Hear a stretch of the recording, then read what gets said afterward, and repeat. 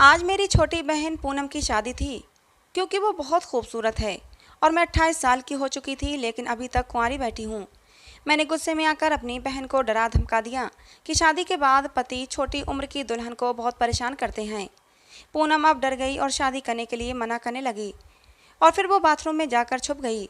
मैं उसकी जगह दुल्हन बनकर बैठ गई। मेरी शादी हो गई और मैं अपनी ससुराल चली आई। जब मेरी नज़र अपने पति पर पड़ी तो मेरा दिल धक से रह गया। मैं चीखें मार मार कर रोने लगी, क्योंकि मेरा पति तो एक।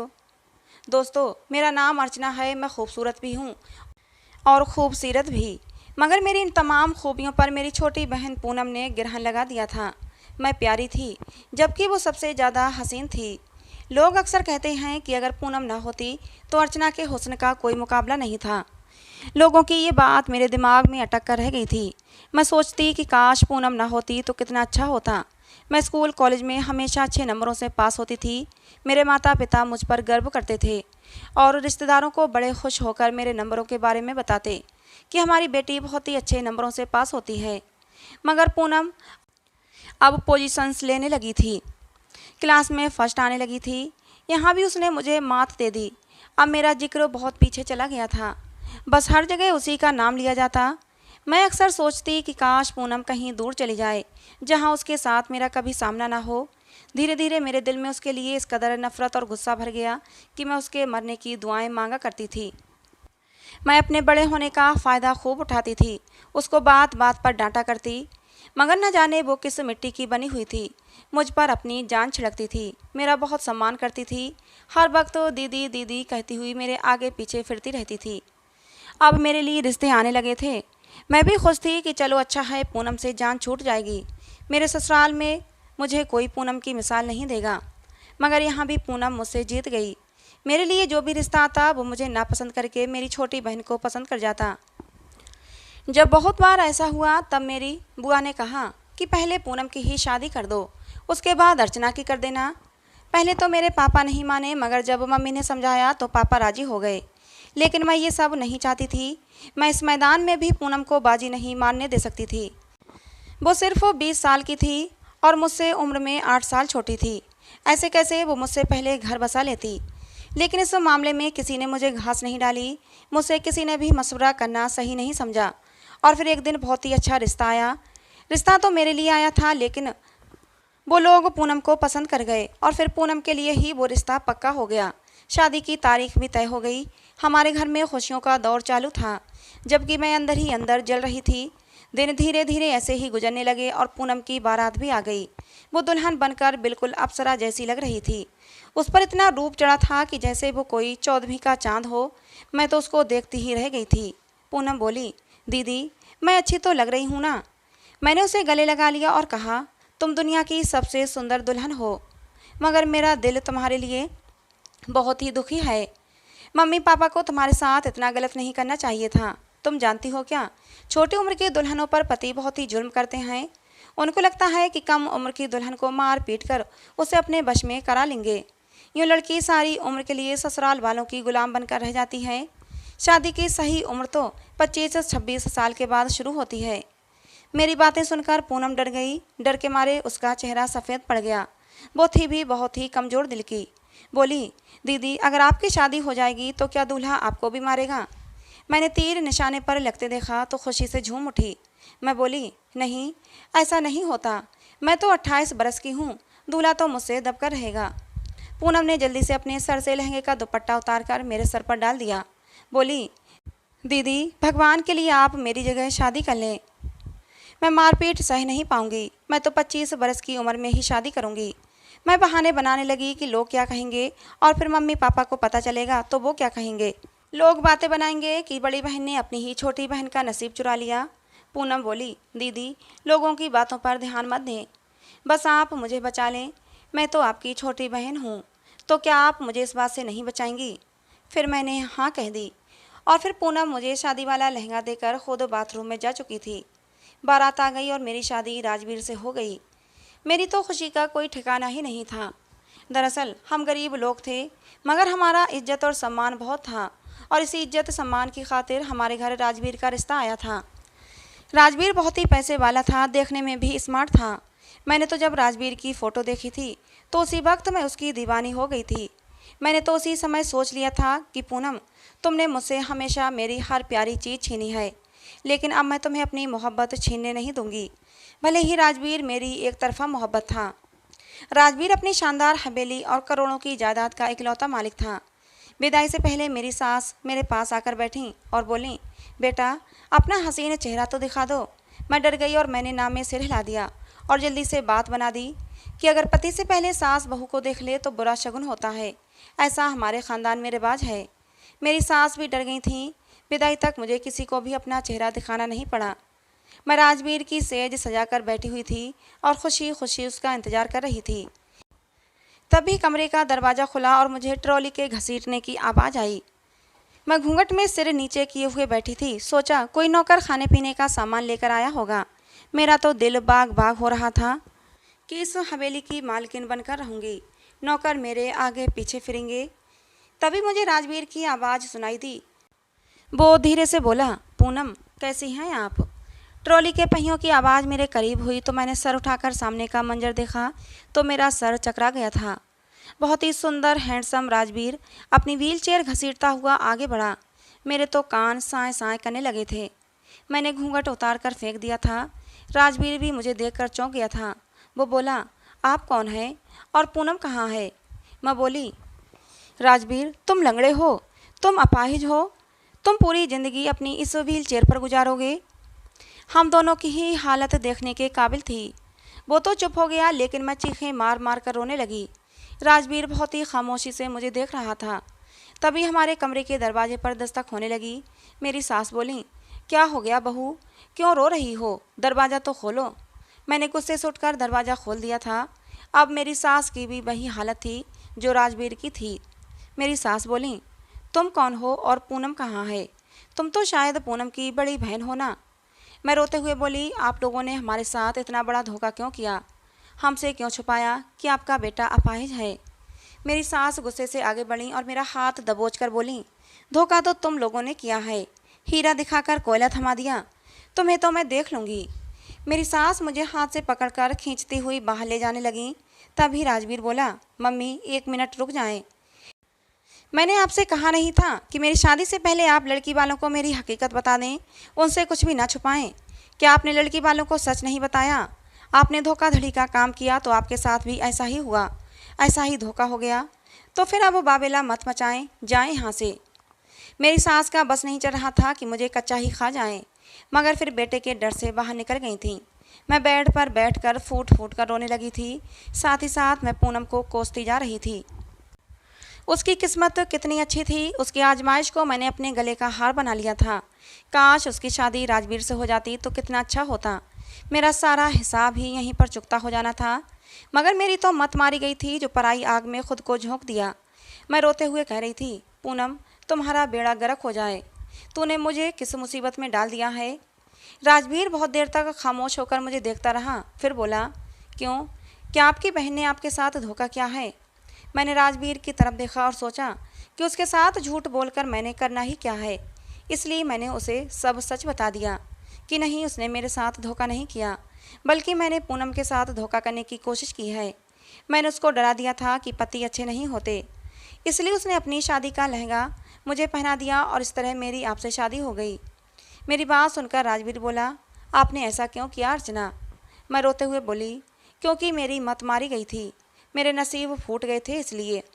दरअसल मैंने तुम्हारी तस्वीर देखी थी तो मुझे तुमसे उसी वक्त मोहब्बत हो गई थी।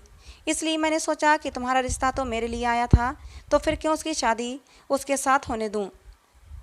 राजवीर बहुत देर तक मुझे देखता रहा। फिर बोला, अर्चना क्या आपने गौर नहीं किया, मेरी शक्ल तो बिल्कुल वैसी ही है जैसी आपने तस्वीर में देखी थी और जिसे देखकर आपको मुझसे मोहब्बत हो गई थी। राजवीर की आंखें लाल हो गई थीं। वो बहुत दुखी लग रहा था, लेकिन मुझे उसकी परवाह नहीं थी। मेरे साथ जो धोखा हुआ था वो मेरे लिए बहुत था। मैं गुस्से में रोती हुई बाथरूम में गई और कपड़े बदलकर बेड पर लेट गई। मेरी आंखों में अब भी आंसू बह रहे थे। राजवीर अब भी बेलचीर पर बैठा हुआ था। रोते रोते पता नहीं कब मेरी आंख लग गई। सुबह मेरी आंख खुली तो मेरी सास बोली, मैं तुम्हें अपनी बेटे की ज़िंदगी से निकाल कर रहूँगी, तुम्हें इस घर में बसने नहीं दूँगी। मैं तुझे तलाक दिलवा कर ही रहूँगी। मैं भी गुस्से में बोली कि मैं भी आपके लंगड़े बेटे के साथ रहना नहीं चाहती। कल के बजाय आप मुझे अभी तलाक दिलवा दें। मैं इतना कहकर पलटी तो व्हील चेयर पर राजवीर को बैठा पाया। उसका चेहरा मेरे इंसल्ट करने पर लाल हो गया था। थोड़ी देर के लिए मुझे राजवीर पर तरस आया, मगर मैंने सोचा कि दुनिया जहान के तरस का ठेका मैंने उठा नहीं रखा है। मैं कमरे में आई तो राजवीर बोला, अर्चना, जो होना था वो हो गया। अब मैं आपके सामने हूँ। ये घर, ये जायदाद, आज से सब कुछ आपका है। लेकिन अगर आप अब भी मुझसे तलाक लेना चाहती हैं तो मैं आपके फैसले का सम्मान करता हूँ। एकदम मेरे दिल में ख्याल आया, चलो तलाक तो ले ही लूँगी, क्यों ना तब तक 1 महीना राजवीर के साथ रहकर इस शानो शौकत और ठाट बाट का मज़ा लेना चाहिए। तब तक मेरे घर वालों का गुस्सा भी शांत हो जाता, क्योंकि जब मेरे घर वालों को पता चला था कि पूनम की जगह मैंने शादी कर ली है तो सारे घर वाले गुस्से में थे। सारा दोष वो मुझे ही दे रहे थे। पूनम ने भी मम्मी पापा को बस सच बता दिया था कि दीदी ने मुझे डरा धमकाकर मुझसे ये करवाया था। मैंने राजवीर की बात का कोई जवाब नहीं दिया और कमरे से बाहर निकल आई। सामने ही मेरी सास एक आदमी से बातें कर रही थी। वैसे मेरी सास बिल्कुल नहीं लगती थी, वो तो बहुत ही जवान दिखती थी। मेरी सास का मूड अब थोड़ा अच्छा लग रहा था। वो बोली, अर्चना, इनसे मिलो, ये हैं राजेश, हमारे पड़ोस में ही रहते हैं। ये भी हमारी तरह बहुत बड़े जागीरदार हैं। ये कल से मेरा सर खा रहा है कि भाभी इतनी सुंदर हैं, मेरे लिए भी भाभी जैसी सुंदर लड़की लेकर आओ। अपनी सास की बात सुनकर मुझे पूनम का ख्याल आ गया। मैंने सोचा क्यों ना पूनम का रिश्ता इसके लिए मांग लूँ। लेकिन ये आदमी मुझे देखकर बोला कि तस्वीर में जो लड़की देखी थी वो तो बहुत ही सुंदर थी, लेकिन भाभी भी कम सुंदर नहीं, लेकिन वो तस्वीर वाली लड़की तो बहुत सुंदर थी। फिर मेरी सास से बोला, आपने अचानक अपनी बहू बदल कैसे ली? शर्म की वजह से मेरा सर नीचे हो गया था और मेरी सास मेरी इस हालत का मजा ले रही थीं। गुस्से और जलन ने मुझे अंदर से झुलसा दिया था। मैं अपने कमरे में आई और सामान की तोड़फोड़ करने लगी, जबकि राजवीर मुझे बेबसी से देख रहा था। अब मैंने भी सोच लिया था कि पूनम से उसका नसीब छीन कर ही रहूँगी।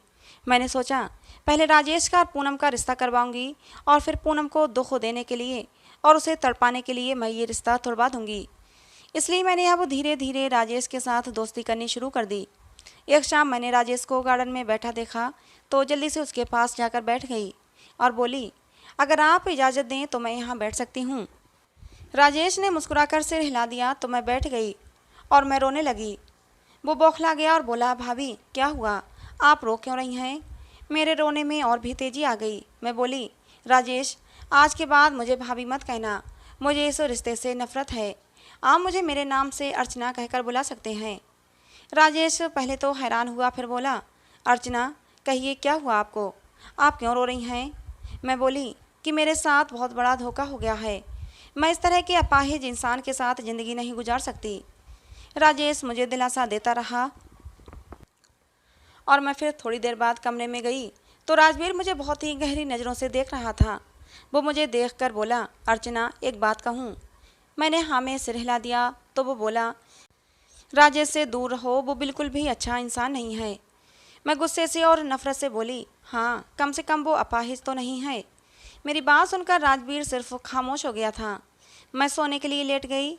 आधी रात को मेरी आँख सिसकियों की आवाज़ से खुली थी। मैंने सर उठाकर देखा तो राजवीर खिड़की के सामने बैठा रो रहा था। एक पल के लिए ऐसा लगा जैसे किसी ने मेरा दिल मसल कर रख दिया हो। कुछ भी कहो, राजवीर मेरी पहली मोहब्बत है। उसकी मोहब्बत मेरे दिल में सर उठाने लगी। लेकिन फिर पूनम बीच में आ गई। मैं पूनम को किसी भी तरह जीतने नहीं देना चाहती थी। अगर मैं राजवीर को अपना नसीब मानकर राजवीर के साथ ज़िंदगी गुजारना शुरू कर देती और फिर पूनम की किसी और अच्छी जगह शादी हो जाती तो यहाँ पर पूनम मुझसे जीत जाती। लेकिन मैं ऐसा नहीं होने देना चाहती थी। मैं पूनम से नीची होकर नहीं रह सकती थी। मुझे लगता कि पूनम दिल ही दिल में मुझ पर हंसती होगी। और फिर मैंने राजवीर को नज़रअंदाज कर दिया और सोने के लिए लेट गई।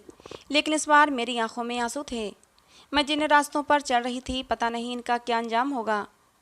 मेरी सास मुझसे बहुत बुरा सलूक करती थीं, लेकिन मैं अपनी सास से बिल्कुल भी दबती नहीं थी। मैं भी उनको टका सा जवाब दे देती। एक दिन मैं अपनी सास के कमरे के पास से गुजरी तो मुझे राजवीर की आवाज़ सुनाई दी। वो मेरा नाम ले रहा था तो मैं एकदम से रुक गई। राजवीर बोला, मेरी पत्नी के साथ बुरा बर्ताव मत किया करें। वो मेरी पत्नी है और मैं उसे वही सम्मान दिलाना चाहता हूँ जो एक बहू का होता है। मेरी सास गुस्से से बोली, वही पत्नी जो तुम्हारा नाम लेना भी पसंद नहीं करती, जो तुम्हें अपाहिज अपाहिज कहकर पुकारती है। अरे मैं तो कहती हूँ उसको तलाक देकर चलता करो।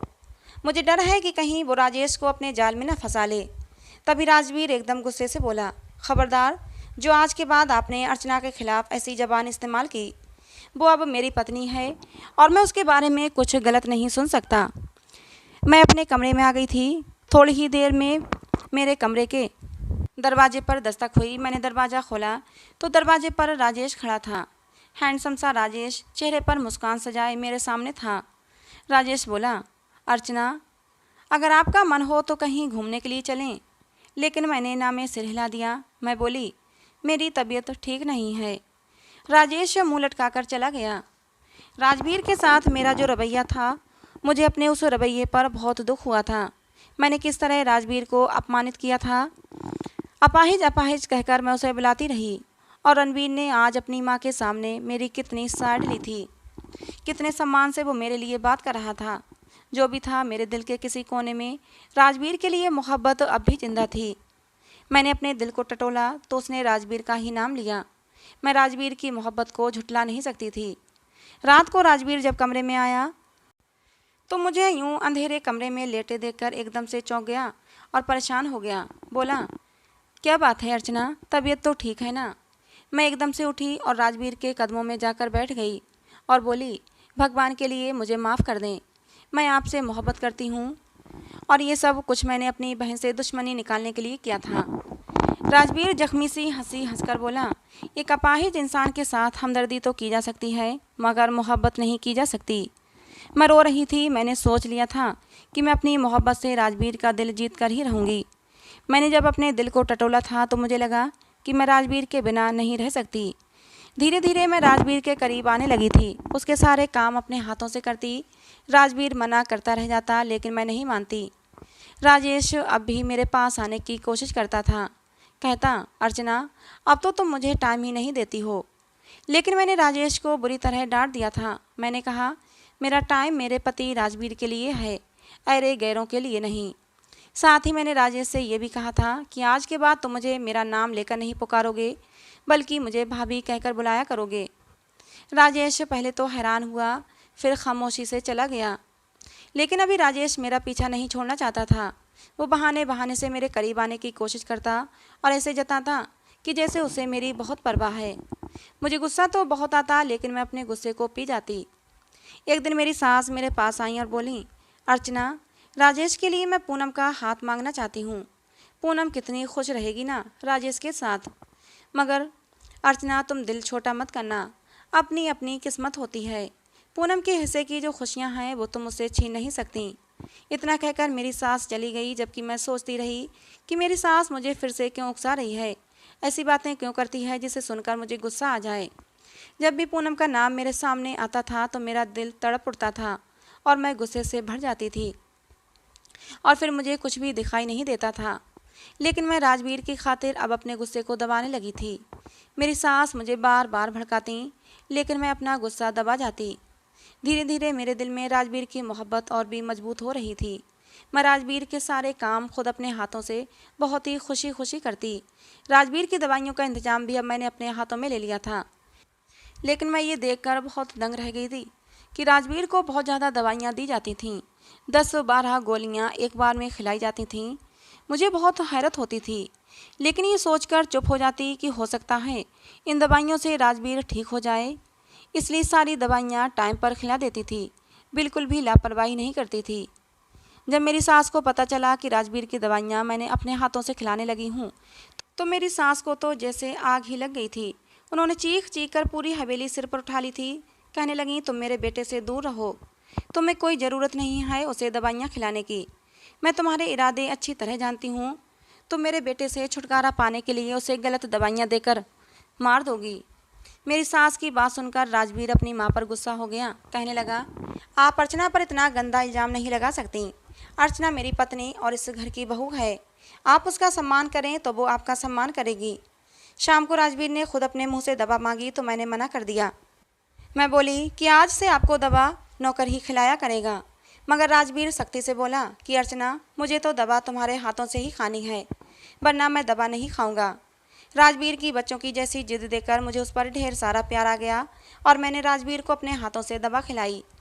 लेकिन एक बात मुझे हैरत में डाल दिया करती थी कि जैसे ही मैं राजवीर को दवा खिलाती तो राजवीर कांपने लगता था। आज मैंने जब राजवीर से उसके कांपने की वजह पूछी तो राजवीर ने बताया, तुम चिंता मत करो, दवा खाने के बाद मेरी ऐसी हालत हो जाती है। मुझे बहुत ज़्यादा हैरत हुई, लेकिन कुछ शक भी हुआ था। इसलिए सुबह होते ही मैं अपनी सास से छुपकर राजवीर को गाड़ी में बिठाकर हॉस्पिटल ले गई।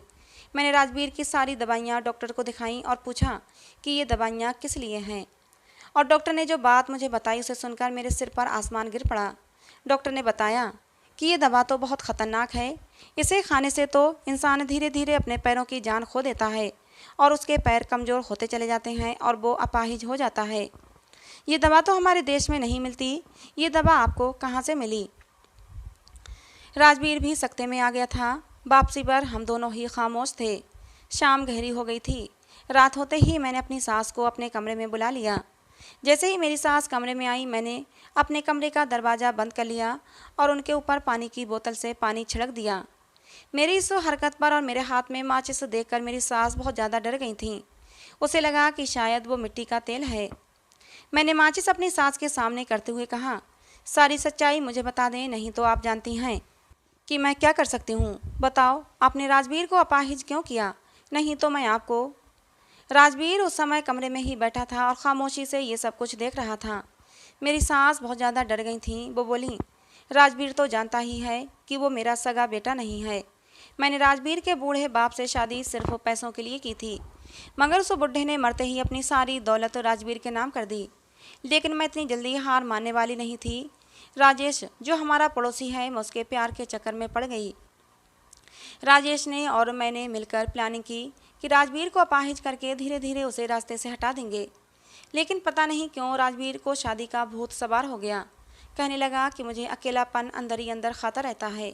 मुझे एक साथी की ज़रूरत है जो मेरा दुख दर्द बांट सके। आप किसी ऐसी लड़की से मेरी शादी करवा दें जो मेरा ख्याल रखे और मेरा दुख दर्द बांट सके। भले ही वो लड़की गरीब हो, मुझे इससे कोई फ़र्क नहीं पड़ता। और फिर राजवीर की जिद पर ही हम तुम्हारे घर तुम्हारा रिश्ता लेकर गए थे। लेकिन तुम मुझे बहुत ही चालाक लगी थी और समझदार भी लगी थी। वहीं तुम्हारी छोटी बहन बहुत ही मासूम सी लगी थी, इसलिए तुम्हारी जगह तुम्हारी बहन का रिश्ता मांग लिया। सोचा था उसे भी डरा धमका कर अपने काबू में रखेंगे और जब राजवीर को हम अपने रास्ते से हटा देंगे तो ये सारा इल्ज़ाम हम तुम्हारी बहन पूनम पर लगा देंगे। इस पर ये राजवीर की सारी दौलत हमारी हो जाती और फिर मैं और राजेश शादी कर लेते। सांप भी मर जाता और लाठी भी ना टूटती। मगर अर्चना, तुम तो बहुत ही होशियार निकली। अगर तुम्हारी जगह पूनम इस घर में बहू बनकर आती तो कभी भी इस राज तक पहुंच ना पाती। अपनी माँ की सारी बातें सुनकर राजवीर ने पुलिस को तुरंत फ़ोन करके बुला लिया। उसने अपनी सौतेली माँ और राजेश को पुलिस के हवाले कर दिया। सबूत के तौर पर राजवीर ने अपनी माँ की रिकॉर्डिंग पुलिस को सुना दी, जिसमें राजवीर की माँ ने सारी सच्चाई बयान की थी। राजवीर रोने लगा। वो हैरान था कि कोई इतना कैसे गिर सकता है। अब राजवीर की बीमारी पकड़ी गई थी और मैं राजवीर को लेकर अमेरिका आ गई। वहाँ राजवीर का इलाज शुरू करवाया। डॉक्टर्स को उम्मीद है कि राजवीर जल्दी ही अच्छा हो जाएगा। मैंने राजवीर की सेवा करने में कोई कसर नहीं छोड़ी। मैंने दिन रात एक कर दिए राजवीर की सेवा करने में। धीरे धीरे अब राजवीर चलने भी लगा था। मैं रोज़ रात को राजवीर के पैरों की मालिश करती हूँ, उसे हाथ से पकड़कर चलाने की कोशिश करती हूँ। मैंने पूनम को भी माफ़ कर दिया, उसकी तरफ से अपना दिल साफ़ कर दिया था, क्योंकि जो कुछ भी होता था उसमें पूनम की कोई गलती नहीं होती थी। वो तो बहुत ही मासूम सी थी, उसका कोई कसूर नहीं था। और मैंने जैसे ही पूनम को माफ़ किया, पूनम को माफ़ करते ही मेरे दिल को बहुत ज़्यादा सुकून मिला था। राजवीर भी अब मुझसे बहुत मोहब्बत करता है। जल्दी ही राजवीर ठीक हो जाएगा और अब हमारे जीवन में कोई दुख नहीं आएगा। राजवीर ने और मैंने अपनी शादीशुदा ज़िंदगी की शुरुआत कर ली है। भगवान करे कि हमारे प्यार को किसी की नज़र न लगे। तो दोस्तों, आज की ये कहानी आपको कैसी लगी कमेंट बॉक्स में ज़रूर बताना। पसंद आई हो तो प्लीज़ लाइक करना। ऐसी और कहानियों के लिए हमारे चैनल को सब्सक्राइब करना। कहानी को अंत तक सुनने के लिए आप लोगों का बहुत बहुत धन्यवाद। मिलते हैं दोस्तों अगली किसी नई कहानी में।